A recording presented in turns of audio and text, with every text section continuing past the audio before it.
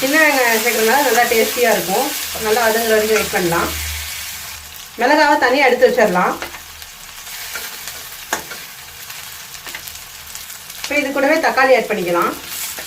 வெங்காயம் ஓரளவு வதங்கிடுச்சு.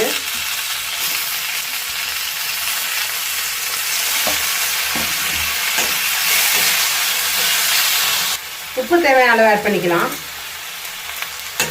நல்லா வதங்கிட்டோம்.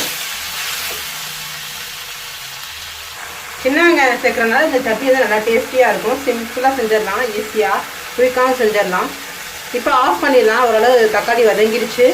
இப்போ மிளகாய் வச்சுட்டு ஆற விட்டுடலாம். ஆறினதுக்கப்புறம் அரைச்சிக்கலாம். இப்போ சட்னி அரைச்சிட்டு இருந்தாச்சு. இப்போ தாளிச்சிடலாம். இப்போ கடாயில் எண்ணெய் சூடானதும் கடுகு உளுந்தம் பருப்பு ஆட் பண்ணிக்கலாம்.